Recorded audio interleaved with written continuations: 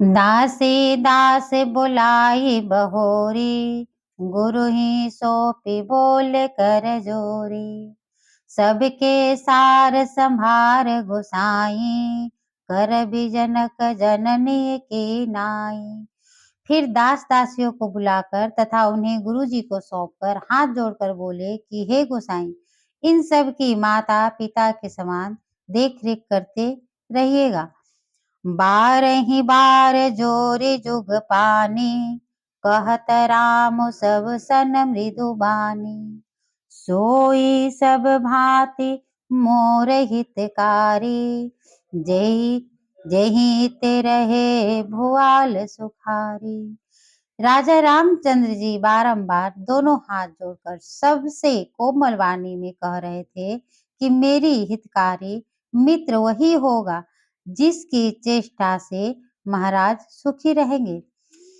मातु सकल मोरे बिरह, जेहि न होई दुख दीन। सोई उपाय तुम करहु सब, पुरजन परम प्रवीण। सियापति रामचंद्र शंकर जी उमा। राजा राम कह रहे हैं कि हे पूर्ववासी अयोध्यावासी सज्जनों, आप सब वही उपाय करें जिससे मेरी सब माताएं मेरे विरह के दुख से दुखी ना हो। एहि विधि राम सबहि समुझावा, गुरुपद पद मुहर सिरुनावा। गणपति गौरी गिरी सुमनाई, चले असीस पाई रघुराई।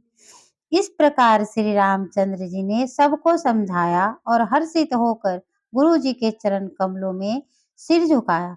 फिर गणेश जी, पार्वती जी और महादेव जी को मनाकर तथा आशीर्वाद पाकर श्री रघुनाथ जी ने चल दिए। राम चलते अति भयहु बिसाधु, सुनी न जाई पुरे आरत नादु। कुश गुण लंक अवध अति शोकु, हरस विषाद विवश सुर लोकु। राजा श्री रामचंद्र जी के चलते ही भारी विषाद छा गया। नगर में हाहाकार सुना नहीं जाता था। लंका में पूरे शकुन होने लगे। अयोध्या में शोक छा गया और देवलोक में सभी देवता हर्ष और विषाद के वश में हो गए। गई मूर्छा तब भूपति जागे, बोली सुमंत्र कहन अस लागे। राम चले बन प्राण न जाहि, केहि सुख लागी रहत तन माही।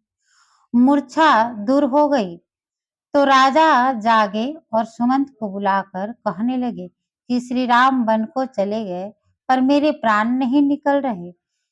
ना जाने ये किस सुख के लिए शरीर में अटका हुआ है। एहि ते कवन व्यथा बलवाना, जो दुख पाई तजहि तनु प्राणा। पुनि धरि धीर कहहि नर नाहो, ले रथु संग सखा तुम जाहू। इससे अधिक बलवान और कौन सी व्यथा होगी जिससे पाकर प्राण शरीर को छोड़ेंगे। फिर भी धीरज धरकर कहा कि हे सखा, तुम रथ लेकर श्री राम के साथ जाओ।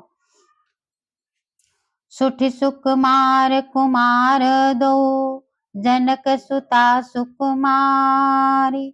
रथ चढ़ाई देख राई बनो, फिर हो गए दिन सार।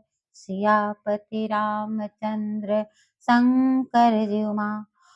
कहते हैं राजा सुमंत से कि दोनों सुकुमार कुमारों और जानकी को रथ में चढ़ाकर तथा वन दिखलाकर 4 दिन के बाद लौट आना।